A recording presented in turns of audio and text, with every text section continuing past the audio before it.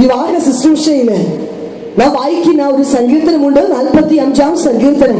അതിന്റെ 10-ാം വാക്യത്തിൽ രാജാവ് സൗന്ദര്യം ആകർഷിക്കണമെങ്കിൽ എന്ത് ചെയ്യണമെന്ന് അവിടെ വചനം ഇപ്രകാരം ഓർമ്മിപ്പിക്കുന്നു. വായിക്കാമോ?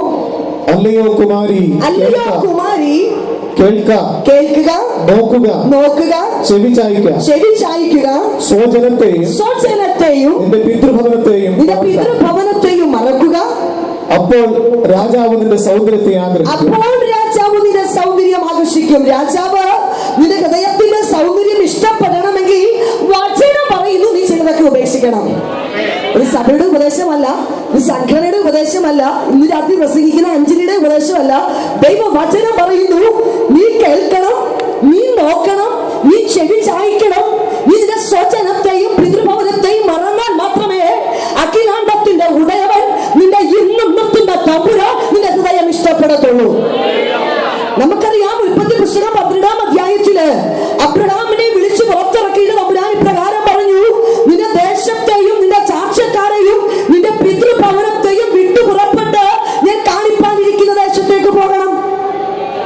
എന്തിനാണ് നീ ചിലതൊക്കെ വിടാൻ പറയുന്നത്? നീ രാത്രി പലരും ചോദിക്കും, ചിലതൊക്കെ ഉപേക്ഷിക്കാൻ പറയുന്നു, ചിലതൊന്നും വേണ്ടാന്ന് പറയുന്നു, ചിലരോടൊന്നും സംസർഗം അരുതെന്ന് പറയുന്നു, ചിലരോടൊന്നും കൂട്ടുകൂടരുത്, ചിലരുടെ കൂട്ടത്തിലിരുന്ന് കഴിക്കരുത്, അല്ലെങ്കിൽ അവരുമായിട്ട് യാതൊരു ബന്ധവും പാടില്ല എന്ന് പറയുന്നതിന്റെ കാരണം എന്താ? ഇത് ഞങ്ങളുടെ ഉപദേശമല്ല, ദൈവവചനം പറയുന്നു നീ ചിലതൊക്കെ ഉപേക്ഷിക്കാൻ തയ്യാറായാൽ, വ്യവസ്ഥ പറ്റിയ പാരമ്പര്യങ്ങളെ എന്റെ ദൈവത്തിന് വേണ്ടി നീ എറിഞ്ഞു കളയാൻ തയ്യാറായാൽ, ഇന്ന് രാത്രി പറയുന്നു 3 മണ്ഡലമാകുന്ന നിന്റെ ദേശക്കാരെയും നിന്റെ ചാർച്ചക്കാരെയും നിന്റെ പിതൃഭവനത്തെയും നീ വിട്ടിറങ്ങുമ്പോ 3 ലഭിക്കുന്നവനല്ല 6 അനുഗ്രഹം കൊണ്ട് ദൈവം നിന്നെ നിറയ്ക്കുവാനിടയാകും. ചിലതൊക്കെ കളയാൻ പറയുന്നത് ചിലതൊക്കെ തരാനാണ്. ചിലതൊക്കെ പ്രാപിക്കണമെങ്കിൽ ചിലതൊക്കെ കളഞ്ഞേ മതിയാകത്തുള്ളൂ. പ്രൈസലോ. ഈ ലോകത്ത് തരുന്ന മാനവും ഈ ലോകത്ത് തരുന്ന പൂച്ചണ്ടൊക്കെ അത് വൈകുന്നേരം ആവുമ്പോഴത്തേക്ക് വാടിപ്പോവും. ഇന്ന് മാനിച്ചവനെ നാളെ അറിയത്തില്ല. ഹല്ലേലൂയ. ഇന്ന് കുപ്പത്തൊട്ടി കിടക്കുന്നവനായിരിക്കാം നാളെ അധികാര പദവി കയറിയിരിക്കുന്നത്. പക്ഷെ ഇവന്റെ പദവി നാളെ അങ്ങ് തെറ്റും കേട്ടോ. ഈ പൊക്കത്തിരുന്നവനെ ഈ താഴെ ഇറക്കുന്നവന് ഞാൻ സേവിക്കുന്ന ദൈവമാണ്. അതുകൊണ്ട് ഈ ലോകത്തിന്റെ മാനത്തിന് വേണ്ടി നീ ഓടരുത്, ഈ ലോകത്തിന്റെ പുകഴ്ചയ്ക്ക് വേണ്ടി നീ ഓടരുത്, ഈ ലോകത്തിൽ യാതൊന്നും കണ്ട് നിന്റെ ഹൃദയം ഇവിടെ ആയി പോകരുത്. നീ വന്നത് 80 വയസ്സിന് വേണ്ടിയല്ല, നീ വന്നത് അപ്പുറം ഒരു ജീവിതമുണ്ട്. അവിടെ എത്തിച്ചേരണമെങ്കിൽ ഈ വചനപ്രകാരം എന്റെ നിന്റെ ഹൃദയമായി ചുരുവാനിടയാകണം. ഇവിടെ ദൈവം ഉപേക്ഷിച്ച് കളയുവാനും മറക്കുവാനും പറയുന്ന പാരമ്പര്യങ്ങളെ, വ്യവസ്ഥ തെറ്റിയ നിയമങ്ങളെ നാം ഉപേക്ഷിച്ച് കളഞ്ഞാൽ മാത്രമേ എന്നെ നിന്നെ സ്നേഹിക്കുവാൻ കഴിയുമെന്ന് പറയുന്ന തമ്പുരാന് അവന്റെ പദ്ധതി പ്രകാരം എന്നെ നിങ്ങളെ മുൻപോട്ട് കൊണ്ടുപോകാൻ കഴിയത്തുള്ളൂ. ഇവിടെ കൊണ്ട് അവസാനിപ്പിക്കുന്നില്ല. 1 യോഹന്നാന്റെ ലേഖനം വായിക്കുമ്പോ അതിന്റെ 2-ാം അധ്യായം 15 മുതൽ 17 വരെയുള്ള വാക്യത്തില് നമുക്ക് ചില കാര്യങ്ങൾ കാണുവാൻ കഴിയും. ലോകത്തെയും ലോകത്തിലുള്ളതിനെയും സ്നേഹിക്കുന്നു. ഈ ലോകത്തിലുള്ളതിനെയും നീ സ്നേഹിക്കുന്നു. നിന്റെ വിളിയെന്ന് പറയുന്നത് ഈ ലോകത്തെ സ്നേഹിക്കാനല്ല, ലോകത്തിലുള്ളതിനെ സ്നേഹിക്കാനല്ല. അടുത്ത വാക്യം, ഒരുവൻ ലോകത്തെ സ്നേഹിക്കുന്നുവെങ്കിൽ അവനിൽ പിതാവിന്റെ സ്നേഹമില്ല. ഇവിടുത്തെ അച്ചാച്ചന്റെയും ഇവിടുത്തെ അമ്മച്ചിമാരുടെയും ഇവിടുത്തെ കുറെ ചേട്ടന്മാരുടെ സ്നേഹമൊക്കെ നിനക്ക് നേടിയേക്കാം. പക്ഷേ പിതാവിന്റെ സ്നേഹം നിന്നിൽ വസിക്കണമെങ്കിൽ നീ നില കൊടുത്തേ മതിയാകത്തുള്ളൂ. അടുത്ത വാക്യം, ജഡമോഹം, കൺമോഹം, ജീവനത്തിന്റെ പ്രതാപം, ഇങ്ങനെ ലോകത്തിലുള്ളതെല്ലാം പിതാവിൽ നിന്നല്ല. അയ്യോ, പിതാവിൽ നിന്നല്ലെന്ന്. പിന്നെ ലോകത്തിൽ നിന്നത്രയാകുന്നു. ലോകവും അതിന്റെ മോഹവും ഒഴിഞ്ഞു പോകും. ദൈവ ഇഷ്ടം ചെയ്യുന്നവനോ എന്നേക്കും ഇരിക്കുന്നു. നിനക്ക് എന്നേക്കും ഇരിക്കണമെങ്കിൽ നിന്റെ തലമുറയും അതിന്റെ തലമുറയും അതിന്റെ തലമുറയും ഒക്കെ കണ്ട്, മാത്രമല്ല വിളവച്ച് തീർന്നു പോകാനല്ല, നിത്യതയുടെ കൂടാരത്തിൽ അപ്പനോടൊപ്പം നിനക്ക് പോയി ഇരിക്കണമെങ്കിൽ ജഡമോഹം, കൺമോഹം, ജീവിതത്തിന്റെ പ്രതാപം എന്ന് പറയുന്ന ഈ ലോകത്തിന്റെ സകല മോഹങ്ങളെയും ഉച്ചിഷ്ടം പോലെ വലിച്ചെറിയാതെ എന്റെ ദൈവം നിന്നെ സ്വീകരിക്കത്തില്ല. ആമേൻ. അതുകൊണ്ട് ദൈവം നമ്മെ ആകർഷിക്കണമെങ്കിൽ ഈ ലോകത്തിൽ എന്തിനാ പ്രാർത്ഥനകള്, എന്തിനാ ഉപവാസങ്ങള്, എന്തിനാ കൺവെൻഷനുകള്? ഒരു വീടില്ല, ദൈവം വീടൊക്കെ തരും. മക്കളില്ല, മക്കളൊക്കെ ദൈവം തരും. എന്റെ തമ്പുരാൻ ഈ ലോകത്തെ മുഴുവൻ ഉണ്ടാക്കിയവന്, ഇതിനെ മുഴുവൻ അധികാരിയായി ഇരിക്കുമ്പോ ഒരു കുഞ്ഞ് എന്റെ തമ്പുരാന് വിഷയമല്ല. നിന്റെ ക്യാൻസർ എന്റെ തമ്പുരാന് വിഷയമല്ല. നിനക്കൊരു വീട് വരുന്നത് എന്റെ ദൈവത്തിന് വിഷയമല്ല. അവൻ ഇതൊന്നും വിഷയമല്ല. അവന്റെ സന്നിധിയിൽ എന്നെ ആമേൻ, ഹല്ലേലൂയ. അങ്ങനെ ആ ഹൃദയം ദൈവം ഇഷ്ടപ്പെടണമെങ്കിൽ നാം ഉപേക്ഷിച്ചാൽ മാത്രമേ നടക്കുള്ളൂ എന്ന് ദൈവത്തിന്റെ വചനം നമ്മളെ ഓർമ്മപ്പെടുത്തുന്നു. തുടർന്ന് ശലോമോൻ തന്റെ ഇഷ്ടം ഈ പരിവാരങ്ങളെ ഒക്കെ വിട്ടേച്ച് ശൂലേക്കാരത്തെ അറിയിക്കുവാനായിട്ട് ഇടയാകുന്ന ഒരു സംഭവം വചനത്തിലുണ്ട്. പരിവാരങ്ങളെ വിട്ട് ശൂലേക്കാരത്തിയോട് അറിയിക്കുമ്പോൾ അവളുടെ മുഖത്ത് നോക്കിയിട്ട് പറഞ്ഞു, എനിക്ക് ശലോമോനെ ഒന്നും ഇഷ്ടമല്ല, എനിക്ക് മറ്റൊരുത്തിനുമായിട്ട് ഇഷ്ടമില്ല. നിങ്ങൾ നോക്കിക്കേ, നമ്മുടെ കുഞ്ഞുങ്ങൾക്ക്, പ്രത്യേകിച്ച് നമ്മുടെ പെൺകുഞ്ഞുങ്ങൾക്ക് ഒരു ചെറുക്കനെ കണ്ടുപിടിക്കാൻ നാം എവിടെല്ലാം അലഞ്ഞ് എവിടെല്ലാം ഓടിച്ചെന്ന് കണ്ടുപിടിച്ച് ഡേറ്റ് ഒക്കെ നിശ്ചയിച്ച് വീട്ടിൽ വന്നേ ശരി പൊന്നു മോളെ നിന്റെ കല്യാണമൊക്കെ ഞങ്ങൾ അങ്ങ് ഫിക്സ് ചെയ്തു, അപ്പനും അമ്മയും ആകുന്ന ഞങ്ങൾ പറഞ്ഞിട്ട് നീ സമ്മതിക്കുമെന്ന് ഞങ്ങൾക്കറിയാം, അതുകൊണ്ട് എല്ലാം നല്ല ചെറുക്കനാ, കുഴപ്പമില്ല, വീടും കുഴപ്പമില്ല, ഒരു പ്രശ്നവും ഇല്ല, നിനക്ക് യോജിച്ചതാ, ആങ്ങളെ പെങ്ങളെ പോലൊക്കെ ഇരിക്കുന്ന സമ്മതിപ്പിച്ച് നമ്മൾ ഈ കാര്യം കൊച്ചിനോടൊന്ന് തുറന്നു പറഞ്ഞു കഴിയുമ്പോ, അയ്യോ മമ്മി എന്നാ കാര്യമാ പറയുന്നത്, എനിക്ക് വേറൊരുത്തിനുമായി ഇഷ്ടത്തിലാന്ന് പറഞ്ഞാൽ ഞാൻ നീ വെച്ചേക്കുമോ അതിനെ? അനേക കന്യകമാർ ഒരുങ്ങി കെട്ടി വന്ന് അവർക്ക് ആർക്കും ലഭിക്കാത്ത ഭാഗ്യം, ആരും പ്രതീക്ഷിക്കാത്ത ശൂലിക്കാരത്തിയുടെ ജീവിതത്തിലേക്ക് കടന്നു വന്നപ്പോൾ ഏതോ ഒരു ചെറുക്കന്റെ പേരില് ഇവൾ വിവാഹത്തെ തള്ളിക്കളയുവാൻ ഇടയായി. അമ്മേ, ഇന്ന് രാത്രി നിങ്ങൾ മനസ്സിലാക്കണം, ഒരു സാധാരണക്കാരനെ അല്ല അവൾ തള്ളിക്കളഞ്ഞത്, ലോകം മുഴുവൻ അറിയപ്പെടുന്ന ഒരു രാജാവാകുന്ന വ്യക്തിത്വമുള്ള പ്രൗഢിയുള്ള അതൊക്കെ നമുക്ക് മുമ്പോട്ട് വായിക്കുവാനായിട്ട് കഴിയും. അവൾ ഈ വിവാഹത്തെ തടഞ്ഞത് കൊണ്ട്, എനിക്ക് ഇഷ്ടമല്ല, എനിക്ക് വേറൊരാളുണ്ടെന്ന് മുഖത്ത് നോക്കി പറഞ്ഞത് കൊണ്ട് അവൾ സുഖമായി അങ്ങോട്ട് പോയെന്നല്ല, എന്തൊക്കെ ബുദ്ധിമുട്ടുകൾ നമ്മുടെ കുടുംബത്തിൽ നമ്മുടെ കുഞ്ഞുങ്ങൾക്ക് കൊടുക്കുമോ അതുപോലെയുള്ള എല്ലാ ബുദ്ധിമുട്ടുകളും എല്ലാ കഷ്ടതകളും എല്ലാ വേദനകളും ഈ ശൂലക്കാരത്തി അനുഭവിക്കുവാനായിട്ടിടയായി. പ്രത്യേകിച്ച് അവരുടെ സഹോദരന്മാരിൽ നിന്ന് അവർക്ക് ഒത്തിരി നിന്ന് അനുഭവിക്കേണ്ടി വന്നുവെന്ന് ഉത്തമഗീതം 1-ാം അധ്യായം അതിന്റെ 6-ാം വാക്യം വായിക്കുമ്പോൾ നമുക്ക് കാണുവാൻ കഴിയും. എനിക്ക് ഇരുൾ നിറം പറ്റിയിരിക്കുകയാണ്, ഞാൻ വെയിൽ കൊണ്ട് കറുത്തിരിക്കുകയാണ്, എന്നെ തുറിച്ചു നോക്കരുത്, എന്റെ അമ്മയുടെ പുത്രന്മാർ എന്നോട് കോപിച്ചു, എന്നെ മുന്തിരിത്തോട്ടങ്ങൾക്ക് കാവലാക്കി, എന്റെ സ്വന്തം മുന്തിരിത്തോട്ടം ഞാൻ കാത്തിട്ടില്ലതാണ്. ഈ പ്രശ്നത്തിന്റെ നടുവില് അവൾ ഇപ്രകാരം പറയുന്നു, ഞാൻ വെയിൽ കൊണ്ട് കറുത്തു, എനിക്ക് ഇരുൾ നിറം പറ്റി, എന്റെ അമ്മയുടെ പുത്രന്മാർ എന്നോട് കോപിക്കുന്നു, എന്റേതല്ലാത്ത മുന്തിരി തോട്ടങ്ങൾക്ക് കാവലാക്കി എന്നെ നിർത്തുവാനായിട്ടിടയാകുന്നു. ഇന്ന് രാത്രി എന്നെ കേൾക്കുന്ന പ്രിയമുള്ളവരെ, അനേകർ അല്ലെങ്കിൽ മറ്റു പലരും അവരുടെ മുന്തിരി തോട്ടങ്ങൾക്ക് എന്നെ നിങ്ങളെ കാവലാക്കി നിർത്തുന്ന വിഷയങ്ങളുണ്ട്. ഇന്ന് രാത്രി മനസ്സിലാക്കിക്കൊള്ളണം, മറ്റുള്ളവരുടെ തീരുമാനത്തിനും മറ്റുള്ളവരുടെ മുഖം പ്രസാദിപ്പിക്കുവാനും മറ്റുള്ളവർക്ക് വേണ്ടിയല്ല നീ ജീവിക്കേണ്ടത്. നിനക്ക് ഒറ്റ ജീവിതമേ ഉള്ളൂ, ആ ദൈവസന്നിധിയിൽ കൊണ്ടുപോകാൻ വേണ്ടിയിട്ടാണ്. നിന്റെ മുന്തിരി തോട്ടമാകുന്ന നിന്റെ ജീവിതത്തെ നീ കാത്തില്ലെങ്കിൽ ഈ ഉലകത്തിൽ ഒരാളും കാക്കുവാൻ കഴിയത്തില്ല. എത്ര പേർക്ക് അത് മനസ്സിലാകുന്നുണ്ട്? എന്റെ ജീവിതത്തെ ദൈവത്തിന്റെ അച്ഛനെ കൊണ്ടുപോകാൻ കഴിയത്തില്ല, അമ്മാമ്മയെ കൊണ്ടുപോകാനും കഴിയത്തില്ല, തന്ന മക്കളെ കൊണ്ടുപോകാൻ എനിക്ക് നിനക്കും കഴിയത്തില്ല, അല്ലേ? നിന്നെ കൊണ്ടുപോകാൻ നിനക്ക് കഴിയും. അത് വേണമെങ്കിൽ ഈ വചനപ്രകാരം നീ തീരുമാനമെടുക്കണം. പ്രൈസലോ, ഇത് മലമാറ്റുന്ന പരിപാടിയല്ല, ഇത് സംഘടനയിലോട്ട് ആളെ കൂട്ടുന്ന പരിപാടിയല്ല, ഇത് ഉന്തി മരം കെട്ടുന്ന പരിപാടിയല്ല. മനസ്സുണ്ടെങ്കിൽ ഇറങ്ങിയാൽ മതി ദൈവത്തിന് വേണ്ടിയിട്ട്. എന്തിനാണെന്നറിയാമോ? നിത്യനരകത്തിൽ പോകാതെ അല്ലെങ്കിൽ യേശു തമ്പുരാനോടൊപ്പം പോയി അവനോടൊപ്പം വാഴണമെങ്കിൽ ഇന്ന് പകരാത്രിക്കാലം നീ ചിലതൊക്കെ തീരുമാനമെടുത്തേ മതിയാകത്തുള്ളൂ. ഹല്ലേലൂയ. ഇന്ന് രാത്രി ഇത്ര വലിയ ഗൗരവത്തോടെ, ഇത്ര വലിയ അത്ഭുതാകത്തോടെ, ഇത്ര തീഷ്ണതയോടെ അഞ്ജലി ഇവിടെ നിന്ന് പറയുവാൻ കാര്യങ്ങളുണ്ട്. കാരണം എന്റെ ജീവിതത്തിന്റെ 26 വർഷക്കാലം പാരമ്പര്യ സഭയിൽ ജീവിച്ച, കുർബാനകൾ ചൊല്ലി, കുമ്പസാരങ്ങൾ നടത്തി, ജപമാലകൾ ചൊല്ലി, വിഗ്രഹങ്ങളെ ആരാധിച്ച് അതിലൂടെ നിത്യതയ്ക്കകത്ത് പോകാമെന്ന് പഠിപ്പിച്ച സകല പാരമ്പര്യങ്ങളെയും കണ്ണടച്ച് വിശ്വസിച്ച മണ്ഡലത്തിൽ നിന്ന് ദൈവത്തിന്റെ പദ്ധതി പ്രകാരം അമ്മയുടെ ഉദരത്തിൽ ഉരുവാകുന്നതിന് മുമ്പ് ലോക സ്ഥാപനത്തിന് മുന്നേ കണ്ട തമ്പുരാൻ തക്ക സമയത്ത് എന്നെ പിടിച്ചു പുറത്തു കൊണ്ടുവരുവാനിടയായി. ലക്ഷങ്ങൾ കൊടുത്താലും കിട്ടത്തില്ല, നിനക്കത്ര കുടുംബ മഹിമയുണ്ടെങ്കിലും കിട്ടത്തില്ല. വചനം പറയുന്നു, എന്റെ പിതാവിനാൽ ആകർഷിക്കപ്പെടാത്ത ആർക്കും അവൻ സന്ധിയിൽ കടന്നു വരാൻ കഴിയത്തില്ല. ഇന്ന് രാത്രി പിതാവിനാൽ ആകർഷിക്കപ്പെടാൻ നല്ല കുടുംബ മഹിമയുണ്ടോ? എന്തെങ്കിലും പുണ്യപ്രവൃത്തി നീ ചെയ്തിട്ടുണ്ടോ? അല്ലെങ്കിൽ അതൊക്കെ കറവണ്ട തുണി പോലെയെന്നോ യേശയ്യാ പ്രവാചകന്റെ പുസ്തകം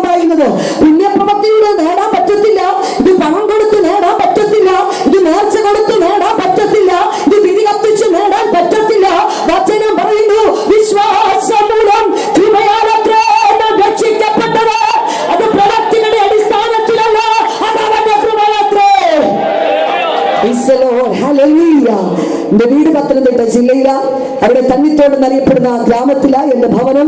ഇവിടെ എഴുത്ത് കുടുംബത്തിലെ അനേക വൈദികരും കന്യാസികളുമുള്ള കുടുംബത്തിൽ നിന്ന് കർത്താവിനെ അറിഞ്ഞ് കർത്താവിന്റെ സ്നേഹം മനസ്സിലായി കർത്താവിന് വേണ്ടി വേല ചെയ്യണമെന്നുള്ള വലിയ ആഗ്രഹം എന്റെ മനസ്സിലേക്ക് തന്നിരിക്കുവാനിടയായി. ചെറുപ്രായത്തിൽ മുതൽ അതിനനുസരിച്ച് മാതാപിതാക്കൾ വളർത്തിക്കൊണ്ടുവന്നു. കഷ്ടതയുണ്ടായിരുന്നു, പ്രയാസമുണ്ടായിരുന്നു, ദുഃഖമുണ്ടായിരുന്നു. ഒരു നേരത്തെ ആഹാരത്തിന് വേണ്ടി ബുദ്ധിമുട്ടിയുണ്ട് ഉണ്ടെങ്കിലും കഴിക്കുവാൻ കഴിയാത്തൊരു കുടുംബ അന്തരീക്ഷമായിരുന്നു ഭവനത്തില്.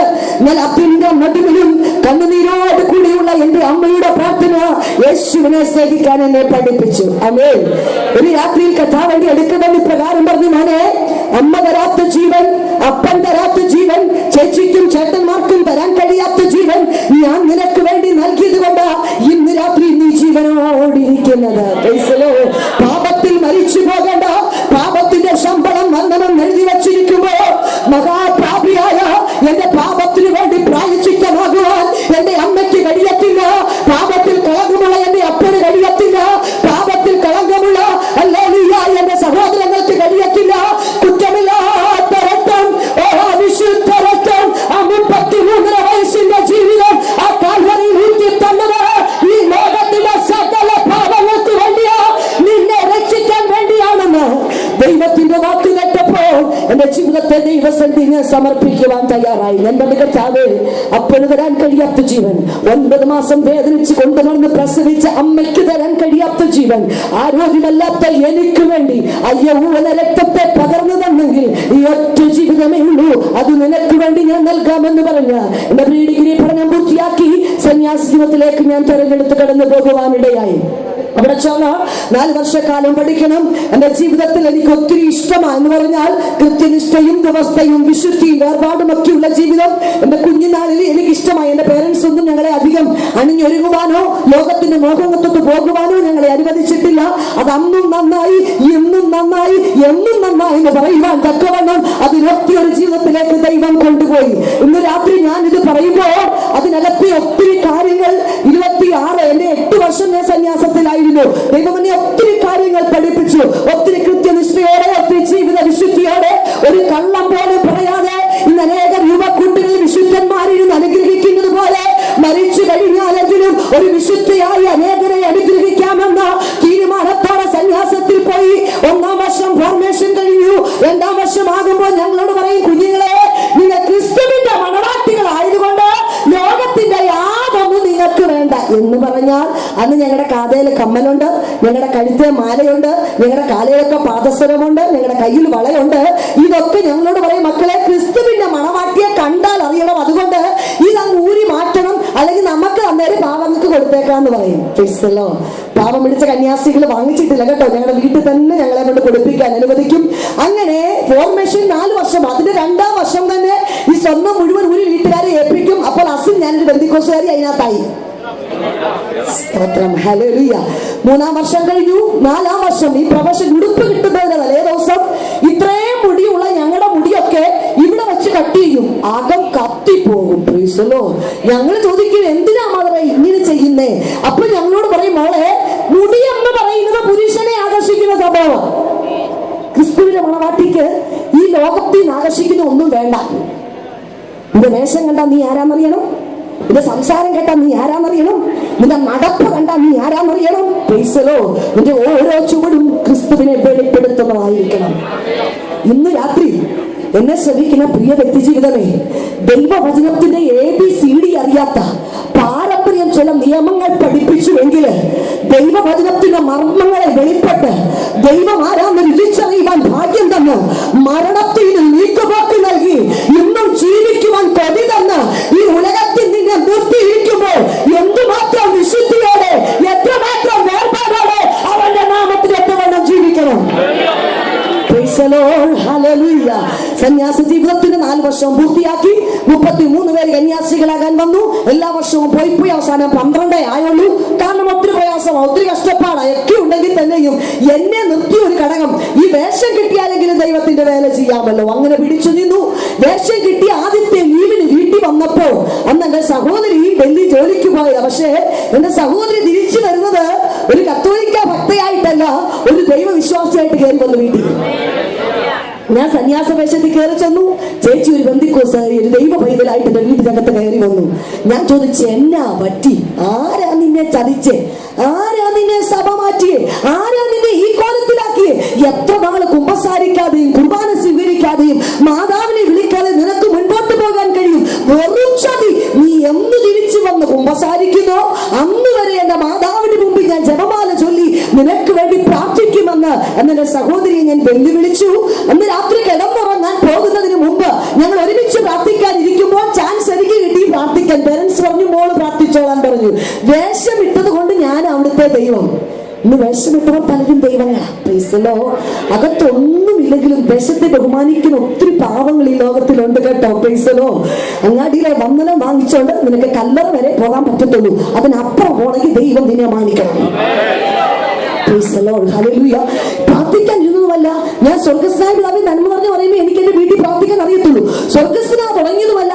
എന്റെ നാം അവിടെ കെട്ടപ്പെടുവാനിടയായി. എനിക്കൊരു അക്ഷരം പോലും മുൻപോട്ട് ഉരിയാടാൻ കഴിയുന്നില്ല. പ്രാർത്ഥന ഇങ്ങനെ സമയം പോകുന്നത് കണ്ട് എന്റെ സഹോദരിയെ തോണ്ടിയിട്ട് പറഞ്ഞു, ചേച്ചി നീ പ്രാർത്ഥിച്ചോളാൻ പറഞ്ഞു. അവൾ ഒരു സ്വർഗം കിട്ടിയ സന്തോഷത്തോടെ പെട്ടെന്ന് ചാടിക്കയറി പ്രാർത്ഥിച്ചു.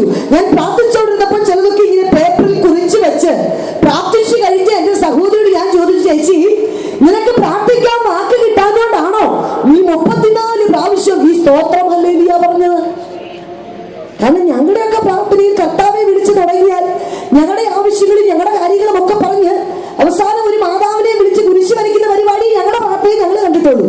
ഇത് തുടങ്ങിയപ്പോൾ മുതൽ ദൈവത്തെ സ്തുതിക്കുന്നതും ദൈവത്തെ ആരാധിക്കുന്നതും ദൈവത്തിന് നന്ദി പറയുന്നതും സ്വന്തം ആവശ്യങ്ങളെക്കാൾ ഉപരി ലോകത്തിന് വേണ്ടി കരയുന്നതും ജനത്തെ വിടുവിക്കണമേ എന്ന് മനം തൊണ്ട് കരയുന്ന പ്രാർത്ഥന എന്റെ അകത്തെ അന്ന് തൊടുവാനായിട്ടിടയായി. എന്റെ ഈ ചോദ്യം കേട്ട എന്റെ സഹോദരി സന്യാസ വേഷത്തിൽ നിൽക്കുന്ന എന്നെ കെട്ടിപ്പിടിച്ച കണ്ണിൽ നിന്ന് കണ്ണുനീര് വന്നു. എന്നോട് ഇപ്രകാരം പറഞ്ഞു, മോനെ ഞാൻ ഇന്ന് പ്രാർത്ഥിച്ചതിൽ 34 സ്തോത്രം ഹല്ലേലൂയ നീ എണ്ണി എഴുതിയെങ്കിൽ 1000-ൽ പരം സ്തോത്രം ഹല്ലേലൂയ പറയാതെ കിടന്നുറങ്ങാൻ പറ്റാത്തൊരു രാത്രി എന്റെ ദൈവം നിനക്ക് വരുത്തുന്നുണ്ട്. നീ കേൾക്കുന്ന ദൈവത്തിന്റെ മക്കളെ, നിന്റെ 8 വർഷങ്ങൾ അതിനുവേണ്ടി കാത്തിരിക്കേണ്ടതായിട്ട് വന്നു. സ്വപ്നത്തിൽ പോലും എന്റെ സഹോദരി വിചാരിച്ചിട്ടില്ല ഈ സന്യാസ വേഷം ഊരി മാറ്റിവെച്ച് നീ യഥാർത്ഥത്തിൽ ദൈവത്തെ അനുസരിക്കുന്ന, ദൈവത്തെ സ്നേഹിക്കുന്ന, ദൈവവചനം പറഞ്ഞ അനേക രക്ഷയിലേക്ക് കൊണ്ടുവരുന്ന ഒരു പൈതലായി ഞാൻ തീരുമെന്നുള്ളത്. പ്രൈസലോ. ദൈവത്തിന്റെ പദ്ധതി അത് അന്നേ തമ്പുരാൻ വെളിപ്പെടുത്തുവാനിടയായി. നിന്റെ കുടുംബത്തിൽ ഒരെണ്ണമെങ്കിലും ഇറങ്ങിയിട്ടുണ്ടെങ്കിൽ വർഷങ്ങളായി നീ ഒറ്റയ്ക്കിരുന്ന് കൈയടിക്കുവാണെങ്കിലും ഒരാൾ പോലും നിന്റെ പായ്ക്കകത്ത് മുട്ടുകുത്താനില്ലെങ്കിലും ഇന്ന് രാത്രി ആത്മാവിൽ ഞാൻ വിളിച്ചു പറയുന്നു, ഒരു കുളമ്പ് പോലും ശേഷിക്കാതെ പുറത്തു കൊണ്ടുവരാമെന്നുള്ളത് നീതിമാന്റെ വാഗ്ദത്തമാണെങ്കിലും അതങ്ങനെ തന്നെ നടക്കും. ഞാനത് പൂർണ്ണമായി വിശ്വസിക്കുന്നയാളാ. നിന്റെ മിടുക്കും നിന്റെ ഉപവാസവും നിന്റെ പ്രാർത്ഥനയുടെ മിടുക്കല്ല, തമ്പുരാൻ നീതിമാനായതുകൊണ്ട് ഇരുത്താൻ കഴിയത്തില്ല. അവരുടെ പ്രവൃത്തി അവനകത്ത് വെളിപ്പെടുത്തും. ഞാൻ തിരിച്ചല്ല സന്യാസത്തിലേക്ക് വന്നു. അവിടെ കണ്ടിന്യൂ ചെയ്യുവാനിടയായി. ഒരു അധ്യാപന വേല എന്റെ ജീവിതത്തിൽ തന്നു. അതിനകത്ത് ജോലി ചെയ്യുമ്പോൾ ഞാൻ പറഞ്ഞു, മദറെ ഞാൻ സ്കൂളിൽ പഠിപ്പിക്കാൻ വന്ന കന്യാസിയല്ല, എനിക്ക് ഓരോ വീടും കയറി ഇറങ്ങി യേശുവിനെ കുറിച്ച് പറയണം. അതിനെന്നെ അയക്കാൻ വന്നപ്പോൾ പറഞ്ഞു, കൊച്ചേ അതിനൊക്കെ ഒത്തിരി പ്രായമുള്ള കന്യാസികൾ ഇവിടെ നിൽപ്പുണ്ട്. നിനക്ക് ഒരു സ്കൂൾ വന്നാൽ അത് നന്നായി കൊണ്ടുപോകാൻ അറിയാം, നിനക്ക് ഒത്തിരി കഴിവുള്ളവളാ, നീ അതങ്ങ് ചെയ്താൽ മതി എന്ന് പറഞ്ഞ് ആ ഒരു മേഖലയിലേക്ക് എന്നെ വിടുമ്പോ എന്റെ ദൈവം എന്നോട് പറഞ്ഞു, മോളെ സന്യാസം ബിസിനസ്സാണ്. 12ാം ക്ലാസ് കഴിഞ്ഞ് ഈ കൊച്ചു പെമ്പിള്ളാരെ കൊണ്ടു ഇതിനകത്ത് വെച്ചിട്ട് ജീവിതം എന്തുവാന്നറിയാത്ത ഇതുങ്ങളെ ചില കാര്യങ്ങളൊക്കെ പഠിപ്പിച്ച് തലയ്ക്കകത്ത് കെട്ടിവെച്ച് നിന്നെ കൊണ്ടൊന്നും വയറിന്റെ വേലക്കല്ല, ലോകത്തിന്റെ അറ്റവരെയും എന്റെ സാക്ഷിയാകാനാ. ഞാൻ ഇപ്രകാരം ചിന്തിച്ചു, ഹല്ലേലൂയ, ഞാൻ കർത്താവേ ഞാൻ വന്നത് നിന്റെ വേലയ്ക്ക, നിന്റെ ഹിതം എന്നോട് വെളിപ്പെടുത്തണം. കർത്താവിനോട് ഓരോ രാത്രി സംസാരിച്ചു, ഇതിൽ നിന്ന് പുറത്തിറങ്ങിയാൽ എന്റെ വേല നിന്നെ കൊണ്ട് ഞാൻ ചെയ്യിക്കാം. നിങ്ങൾ അത് ചിന്തിച്ചു നോക്കിക്കേ. സന്യാസ വേഷത്തിൽ ലോകം മുഴുവനും അറിയപ്പെടുന്ന അഞ്ചിലിപ്പോൾ എന്ന കന്യാസ്ത്രീ ദൈവത്തിന്റെ സ്വരം കേട്ട് ഇറങ്ങുവാന്ന് പറഞ്ഞാൽ ദൈവം മാനിക്കുന്നത് ഒരു പക്ഷേ ലോകത്തിന് കാണാൻ കഴിയത്തില്ല. പക്ഷെ അത് ദൈവത്തിനും നിനക്കും മാത്രമേ അറിയത്തുള്ളൂ. അവന്റെ വാക്ക് കേട്ട് നീ ഇറങ്ങിയെന്ന് പറഞ്ഞാൽ ലോകം മുഴുവൻ പുച്ഛിക്കുവാൻ, എന്റെ കുടുംബം മുഴുവൻ എന്നെ പുച്ഛിക്കുവാൻ, മതിൽ ചാടിയവളെന്ന് പേര് വരുവാൻ, എല്ലാവരും വെറുക്കപ്പെട്ടെന്നെ പുറത്തു തള്ളുമല്ലോ തമ്പുരാനെ എന്ന് പറഞ്ഞ് നിലവിളിയോടെ നിൽക്കുമ്പോൾ എന്റെ ദൈവം എന്നോട് പറഞ്ഞു, ഞാൻ നിന്റെ ഉപനിധി അന്ത്യവരെ വിശ്വസ്തനാണ്.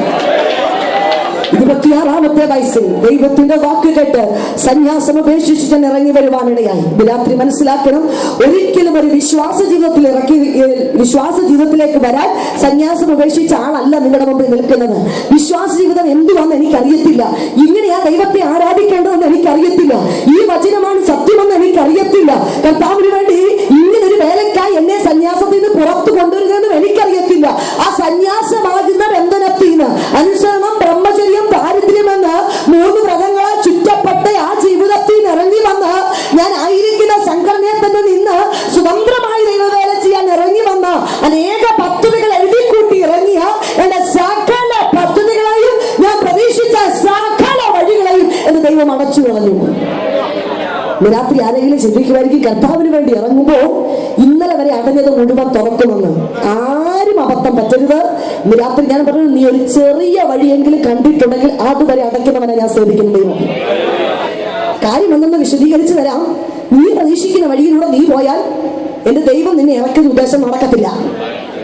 നീ പ്രതീക്ഷിക്കുന്ന മുഴുവൻ വഴി അടച്ചാലും, നിന്റെ കുടുംബക്കാർ വാതിലടച്ചാലും, 1 സെന്റ് ഭൂമി പോലും നിനക്ക് തന്നില്ലെങ്കിലും, നിന്നെ പുറത്തിറക്കി വിട്ടാലും, ആരും കൈ തരാനില്ലെങ്കിലും, ഇന്ന് രാത്രി ഞാൻ വിളിച്ചു പറയുന്നു, അവൻ തുറന്നാൽ അത് ആർക്കും അടയ്ക്കാൻ കഴിയത്തില്ല. ഒരു ജന്മം പോലും ഇതുവരെ എഴുന്നേറ്റിട്ടുമില്ല, നാളെ എഴുന്നേക്കാൻ ദൈവം അനുവദിക്കത്തുമില്ല. അതുപോലെ ഒരു അനുഭവം എന്റെ ജീവിതത്തിൽ ദൈവം ഞാൻ കർത്താവ് നീ എന്നെ ഉപേക്ഷിച്ചു കളഞ്ഞു, നീ എന്നെ വഞ്ചിച്ചോ, ഇന്ന് രാത്രി ഞാൻ എവിടെ അന്തി ഉറങ്ങും. യെശയ്യാ പ്രവാചകന്റെ പുസ്തകം 55-ാം അധ്യായം 8-ാമത്തെ വാക്യം ദൈവം എന്നോട് സംസാരിച്ചു. നിന്റെ വിചാരമല്ല എന്റെ വിചാരം, നിന്റെ വഴിയല്ല എന്റെ വഴി. ആകാശം ഭൂമിക്ക് നീതെ ഉയർന്നിരിക്കുന്നത് പോലെ എന്റെ വിചാരം നിന്റെ വിചാരത്തെ കാട്ടിലും എന്റെ വഴി നിന്റെ വഴിയെ കാട്ടിലും ഉയർന്നിരിക്കുന്നു. ഇതിനപ്പുറം വല്ല വാഗ്ദത്തങ്ങളും വഴിയിൽ വേണോ? വിളിച്ചിറക്കിയ ദൈവം വഴിയിൽ കളയുന്നവനല്ലെന്നും അവന്റെ ഉദ്ദേശം അസാധ്യമാകത്തില്ലെന്നും തമ്പുരാന്റെ മുഖത്ത് നോക്കിയാൽ പരാജയം സംഭവിക്കത്തില്ലെന്നും എന്നെ ഉണ്ടാക്കിയ ദൈവത്തിന് വേണ്ടിയാ ഞാൻ ഇറങ്ങിയതെന്നും എന്റെ ഹൃദയത്തിൽ വിശ്വസിച്ചതുകൊണ്ട് അവൻ എനിക്ക് പുതുവഴി ഒരുക്കി തരുവാനായിട്ടിടയായി. എന്റെ കർത്താവ് അനുഗ്രഹിക്കപ്പെട്ട ഒരു ദൈവഭവനത്തെ എനിക്ക് ഒരുക്കി തന്നു. ആ ഭവനത്തിനകത്ത് വന്നു അനേക ദൈവദാസന്മാർ വന്ന് അവിടെ ചെന്ന് ഞാൻ ഈസി ആയിട്ട് എന്റെ സന്യാസ വേഷങ്ങളൊക്കെ ഉരുവെക്കാൻ ഭയങ്കര ബുദ്ധിമുട്ടാണ്. കാരണം 8 വർഷക്കാലം മൂടിപ്പൊളിഞ്ഞ് ജീവിച്ച എന്റെ ആ ജീവിതം ഒന്ന് അഴിച്ചു വെച്ചേച്ച് നിങ്ങളെപ്പോലൊരു സാരിയും ചുരിദാറും ഒക്കെ ഇടാൻ എന്നെ തല്ലിക്കൊന്ന എനിക്ക് പറ്റത്തില്ല. പിന്നെ ആ വീട്ടിൽ സമ്മതിക്കാത്തത് കൊണ്ട് ഞാൻ വേഷമൊക്കെ ഇട്ട് നിൽക്കുമ്പോൾ ഞാൻ അസിലൊരു ബന്ധിക്കോസുകാരിയായി. പിന്നെ കമൽ ഉരേണ്ടി വന്നില്ല, പിന്നെ മാല ഉരേണ്ടതായിട്ട് വന്നില്ല, വേറെ ഒന്നും ഉരേണ്ടതില്ല. പണ്ടേ ദൈവം അത് ഉരിപ്പിച്ചായിരുന്നു. കടന്നു വേണ്ട ദൈവദാസന്മാരൊക്കെ ചോദിച്ചു, സിസ്റ്ററെ എപ്പോഴാണ് നിങ്ങൾ സ്നാനപ്പെടുന്നത്? ഞാൻ പറഞ്ഞു, പാസ്റ്ററെ ചെറുപ്പത്തിൽ എന്റെ മാതാപിതാക്കൾ എന്നെ കൊണ്ട് ഒന്ന് സ്നാനപ്പെടുത്തിയതാ, ഇനി ഒന്നുകൂടെ സ്നാനപ്പെടുത്തി അപ്പുറത്തും ഇപ്പുറത്തോട്ട് മാറ്റാൻ നോക്കണ്ട. അതിനല്ല ഞാൻ സന്യാസത്തിൽ ഇറങ്ങിയത്. എവിടെ നിന്നാലും ദൈവവേല ചെയ്യാം, ദൈവത്തെ അനുസരിച്ച് കൽപ്പനകളൊക്കെ പ്രമാണിച്ച് പുണ്യപ്രവൃത്തികളൊക്കെ ചെയ്ത് ആർക്കും ദോഷം ചെയ്യാതെ എല്ലാ കാര്യങ്ങളും ഭംഗിയായി ചെയ്താൽ നിങ്ങളെ കാട്ടി മുമ്പ് ഞാൻ അങ്ങ് സ്വർഗത്തിൽ പോകും പാസ്റ്റേ എന്ന് പറഞ്ഞ് ആ പാസ്റ്റേ ഞാൻ പഠിപ്പിക്കാൻ തുടങ്ങി. മാതാവിന്റെ മുമ്പിൽ മുട്ടുകുത്തരുത്, മാതാവിനോട് പ്രാർത്ഥിക്കരുത്, അവൾ ദൈവമല്ല, അവളല്ല ജീവൻ തന്നത്, അവളോട് യാതൊരു ബന്ധവും പുലർത്തരുത് എന്ന് എന്നോട് പറഞ്ഞപ്പോൾ ഞാൻ പറഞ്ഞു, മുന്തിപ്പോകരുത്, വേറെ എന്തെങ്കിലും വേണേ പറഞ്ഞോണം. കാരണം 8 വർഷം മാതാവിന്റെ അടിമയായിട്ട് ജീവിച്ച ഒരാളാണ് ഞാൻ. മാതാവിന് കാഴ്ചവെച്ചൊരു വ്യക്തി. ഞങ്ങളുടെ കോൺഗ്രിഗേഷന്റെ പേര് തന്നെ മാതാവിന്റെ കോൺഗ്രിഗേഷന്റെ കന്യാസിയായിരുന്നു ഞാൻ. അതുകൊണ്ട് വേറെ വല്ലതും പറഞ്ഞോളാൻ പറഞ്ഞപ്പോ എന്നോട് ചോദിച്ചേ, നിങ്ങൾക്ക് 10 കൽപ്പന അറിയാമോ? ഞാൻ ചോദിച്ചു, എന്നാ കാര്യമാ? ഞാൻ എന്തും വേണ്ടി കുഞ്ഞുങ്ങളെ സൺഡേ സ്കൂൾ പഠിപ്പിച്ചിട്ടുള്ളതായത് പാസ്റ്റർ ഞാൻ കാണാതെ പറഞ്ഞു കേൾപ്പിച്ചതൊന്ന് പോകാമോ എന്ന് ചോദിച്ചപ്പോൾ ഈ ദേവദാസൻ പറഞ്ഞു, സിസ്റ്റേ ഇതൊത്തിരി ഞങ്ങൾ കാണാതെ കേട്ടിട്ടുണ്ട്, ഇത് ബൈബിൾ തുറന്ന് കണ്ടു വായിച്ചാൽ ഇപ്പൊ തന്നെ ഞങ്ങൾ അങ്ങ് പൊക്കോളാമെന്ന് പറഞ്ഞു. എന്റെ കത്തോലിക്ക ബൈബിൾ ഇരിക്കുക.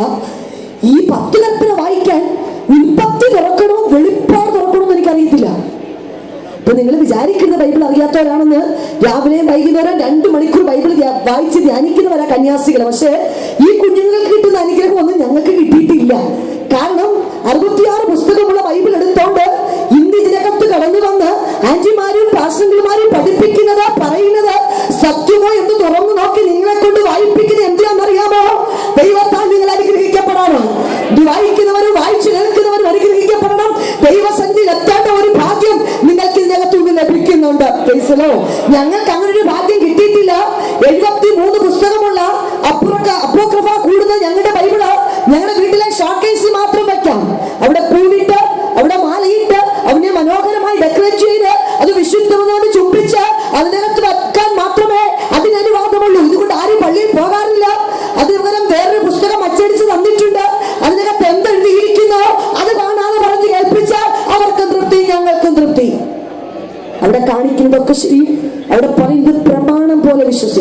അവർ തെറ്റുപഠിപ്പിക്കത്തില്ല, അവർ നിത്യതയിൽ കൊണ്ടുപോകുന്ന കാര്യമേ പറഞ്ഞു തരത്തുള്ളൂ എന്ന് വിശ്വസിച്ചു പോയ എന്റെ ഉള്ളത്തോട് ഒരു കന്യാസി ലെവലിൽ നിന്ന് എന്റെ മുഖത്ത് നോക്കി 10 കൽപ്പന, ഒരു ക്രിസ്ത്യാനി അടിസ്ഥാനമായി പാലിക്കേണ്ട 10 കൽപ്പന വായിക്കാൻ പറഞ്ഞപ്പോ എന്റെ മുഖം അവിടെ താഴുവാനിടയായി. ദേവദാസന്മാർ പറഞ്ഞ് ഭാരപ്പെടേണ്ട, പുറപ്പാട് പുസ്തകം തുറന്ന് 20-ാം അധ്യായം സൃഷ്ടി വായിക്കാൻ പറഞ്ഞു. എനിക്കങ്ങ് സമാധാനമായി.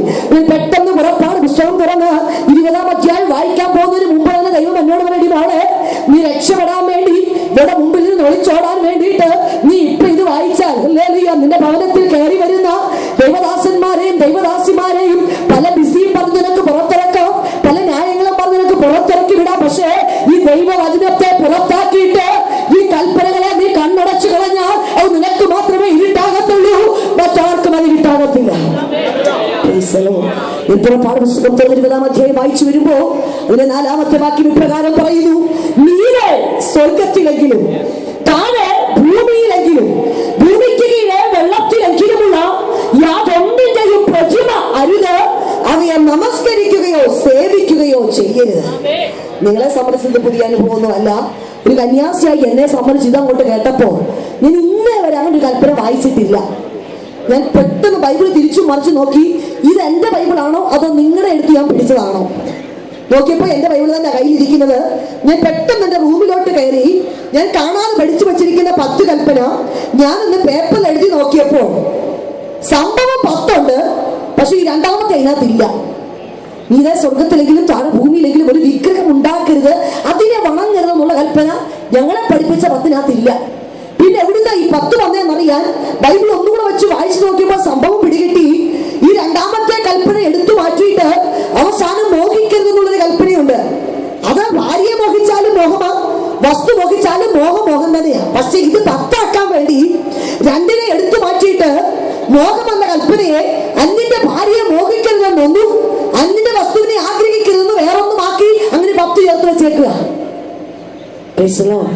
ഇന്ന് രാത്രി നിനക്ക് ആരാധിക്കാൻ വകയുണ്ട്, നിനക്ക് സന്തോഷിക്കാൻ വകയുണ്ട്. 24 അവേഴ്സും ദേവാലയത്തിൽ കഴിയുന്നവർക്ക് കിട്ടാത്ത, പുണ്യപ്രവൃത്തി ചെയ്യുന്നവർക്ക് വെളിപ്പെടാത്ത, ദൈവത്തിന്റെ മാറ്റമില്ലാത്ത വചനത്തിന്റെ മർമ്മം വെളിപ്പെട്ടത് കൊണ്ട് വചനം വിളിച്ചു പറയുന്നു: നീതെ സ്വർഗത്തിലുള്ള അവന്റെ രൂപം പോലും ഉണ്ടാക്കരുത്, അവന്റെ രൂപം വെച്ച് ആരാധിക്കരുത്. അതിൽ പ്രസാദിക്കുന്ന ദൈവമല്ല. ഏതെങ്കിലും വ്യക്തി ജീവിതത്തിന്റെ ഭാവനയിൽ വരിച്ചു കൂട്ടാൻ ഉണ്ടാക്കുന്നവനല്ല ഞാൻ നീയും സേവിക്കുന്ന ദൈവം. എന്റെ ഇതിന്റെ ഭാവനയ്ക്കകത്ത് ഒതുങ്ങുന്നവനല്ല ഞാൻ സേവിക്കുന്ന ദൈവം എന്ന് പറയുന്നത്. ഞാനും നീയും വെച്ചുണ്ടാക്കുന്ന ഒരു കുടിലിനകത്തോ ഒരു സക്രാരിക്കകത്തോ ദൈവമക്കളുടെ ദേവാലയത്തിനകത്തോ വാസം ചെയ്യുന്ന ദൈവത്തെയല്ല ഞാനും നീയും സേവിക്കുന്നത്. അപ്പൊ സോളപ്രവൃത്തി 17:24 പറയുന്നു: ലോകവും അതിലുള്ളതൊക്കെ ഉണ്ടാക്കിയ ദൈവം സ്വർഗത്തിനും ഭൂമിക്കും നാഥനാകുകൊണ്ട് അവൻ കൈപ്പണിയായ ക്ഷേത്രത്തിന് വാസം ചെയ്യത്തില്ല. അഖിലാണ്ടത്തിന്റെ ഉടയവനെ എങ്ങനെ ഒരു അവസ്ഥയ്ക്കകത്ത് കിട്ടാൻ പറ്റും? ഒരു വീടിനകത്ത് എത്ര മണിക്കൂർ ഇരിക്കും മാസ്റ്റേ? 2 മണിക്കൂർ വേണ്ടി ഇറങ്ങി ഓടാൻ തോന്നത്തില്ലയോ ജീവനുള്ള എനിക്ക് നിനക്കും? അങ്ങനെയെങ്കിൽ ഇത് മുഴുവൻ ഉണ്ടാക്കി എന്റെ ദൈവത്തെ എത്ര നേരം ഇതിനകത്ത് അടച്ചിടാൻ പറ്റും? ജീവനില്ലാത്ത ഒന്നിലും വസിക്കാൻ വന്നവനല്ല ഞാനും നീയും സേവിക്കുന്ന ദൈവം. അവൻ ആത്മാവാ, ആത്മാവുള്ളിടത്ത് മാത്രമേ അവന് വസിക്കുവാൻ കഴിയത്തുള്ളൂ. ഇത് ദൈവത്തിന്റെ ആലയമാ, ഇതിനകത്താ എന്റെ ദൈവം വസിക്കുന്നത്. അവനെ രൂപം വെച്ചല്ല ആരാധിക്കുന്നത്, ആത്മാവായ ദൈവത്തെ വചനം പറയുന്നു ആത്മാവിലും സത്യത്തിലും മാത്രമേ ആരാധിക്കേണ്ടത്. വചനം വിളിച്ചു പറയുന്നുണ്ട്: വിഗ്രഹത്തെ ആരാധിക്കുന്നവരെ കല്ലെറിഞ്ഞു കൊല്ലണമെന്ന് ആവർത്തന പുസ്തകം 17:3 പറയുമ്പോൾ വിഗ്രഹാരാധന തീപ്പൊയ്കയിൽ തള്ളിയിടുന്നുവെന്ന് വെളിപ്പാട് പുസ്തകം 21:8 പറയുക. യാതൊരു വിഗ്രഹവും വെക്കാതെ ദൈവത്തെ ആരാധിക്കുവാൻ കഴിയുന്ന ഒരു കൂട്ടമുണ്ടെങ്കിൽ അത് ദൈവമക്കളുടെ സമൂഹം മാത്രമാണ്. അതിൽ അഭിമാനമുള്ളവർക്കായി ഞാൻ നന്ദിയോടെ ദൈവത്തെ വാഴ്ത്തുകയാണ്. ആ അടിസ്ഥാന കൽപ്പന എന്ന ഹൃദയത്തിൽ വെളിപ്പെടുത്തിയപ്പോൾ ഞാൻ ഇപ്രകാരം ചിന്തിച്ചു: ഒരു ക്രിസ്ത്യാനിയം നിയന്ത്രിച്ചു നിർത്തുന്ന ഈ കൽപ്പനയ്ക്കകത്ത് ഈ തിരിമറി വരുത്താമെങ്കിൽ പിന്നെ എന്തൊക്കെ കാര്യത്തിൽ മാറ്റം വരാതിരിക്കും? എന്റെ അടുത്ത് പറഞ്ഞു: കർത്താവേ, അമ്മ ഇല്ലാതാണോ നീ ഉണ്ടായേ? എന്ന് പറഞ്ഞാൽ നിന്നെക്കാൾ മഹത്വം അമ്മയ്ക്ക് കൊടുക്കണം. അമ്മ വന്നോണ്ടെങ്കിൽ നീ പുറത്തു വന്നേ. കർത്താവ് പറഞ്ഞു: എന്റെ ദൈവത്തെ തന്നെ വെല്ലുവിളിക്കുന്ന ചോദ്യമാണ് നീ ചോദിച്ചത്, ഞാൻ നിനക്ക് മറുപടി നൽകാം. കർത്താവ് എനിക്ക് 2 വചനങ്ങളെ നൽകി. ഒന്ന് ലൂക്കോസിന്റെ സുവിശേഷം 18-ാം അധ്യായം 27-ാം വാക്യവും മത്തായി സുവിശേഷം 3-ാം അധ്യായം 9-ാം വാക്യവും വായിക്കുമ്പോൾ കല്ലിൽ നിന്ന് അബ്രഹാത്തിന് മക്കളെ ഉണ്ടാക്കി കൊടുക്കാൻ എനിക്ക് കഴിയും. മനുഷ്യരാൽ അസാധ്യമായത് ദൈവത്താൽ സാധ്യമാണെങ്കിൽ അമ്മയില്ലാതെ മക്കൾ ഉണ്ടാവും. എത്ര പേർക്ക് വിശ്വസിക്കാൻ കഴിയുന്നുണ്ട്? നിങ്ങൾ വിശ്വസിച്ചില്ലെങ്കിൽ ഞാൻ വ്യക്തമാക്കി തരാം മക്കളെ. ആദം ഹവ്വയുടെ അമ്മ ആരാ?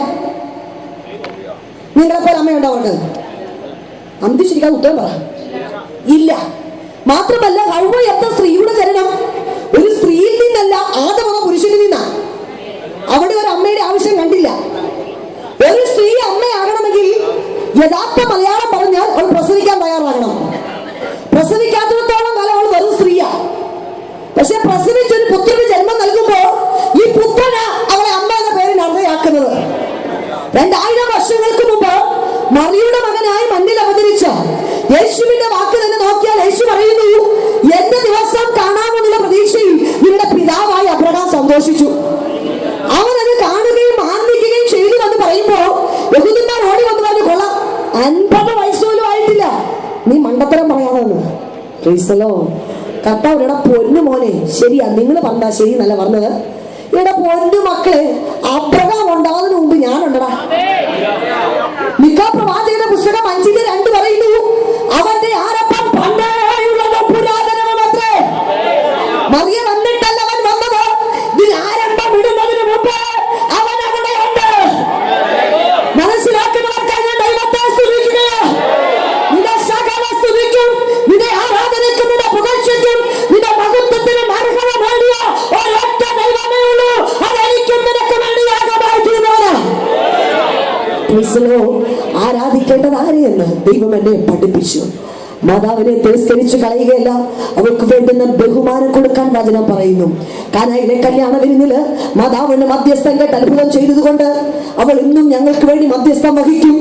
മക്കൾക്ക് നേരെ പോയി അപ്പന്റെ അടുക്കൽ പറയാൻ ഇച്ചിരി പേടിയുള്ളത് കൊണ്ട് മക്കളെ നമ്മൾ ആദ്യം പോയി അമ്മയോടെ പറയുന്നേ, എന്നിട്ട് അമ്മയാ അച്ഛനോട് പറഞ്ഞ കാര്യം സാധിപ്പിച്ചു തരുന്നേ. നോ, നീ സേവിക്കുന്ന ദൈവത്തിനടുക്ക പോകാൻ നീ ഭാരപ്പെടേണ്ട കാര്യമില്ല. ദാസ്യത്തിന്റെ ആത്മാവിൽ കിടന്ന് നിന്നെ പുറത്തു കൊണ്ടുവന്ന് ആ പിതാവ് എന്ന് വിളിക്കാൻ തക്കവണ്ണം പുത്രത്വത്തിന്റെ ആത്മാവിനെ തന്ന് അപ്പത്തെ അച്ഛന് വേണ്ടി മാത്രമല്ല അവൻ മരിച്ചത്, എന്റെ പാപത്തിന് വേണ്ടി എനിക്ക് വേണ്ടി യാഗമായി തീർന്ന ആ നല്ല ദൈവത്തിന്റെ അടുക്കൽ പോകുവാൻ എനിക്ക് നിനക്ക് പ്രാഗൽഭ്യം തന്നത്. 1950 മാതാവ് ഉടനോടെ അങ്ങ് സ്വർഗത്തിൽ പോയെന്ന് സഭ പഠിപ്പിക്കുവാനിടയായി. അപ്പൊ 1950 വരെ പോയിട്ടില്ല. അന്ന് ഇവിടൊക്കെ ഇങ്ങനെ നടന്നു. 50 അങ്ങ് പോയി. അതുകൊണ്ട് നമ്മൾ സ്വർഗത്തിനോട് നോക്കി പ്രാർത്ഥിക്കണം. ഞാൻ അതുപോലെ വിശ്വസിച്ച് സ്വർഗത്തിൽ നോക്കി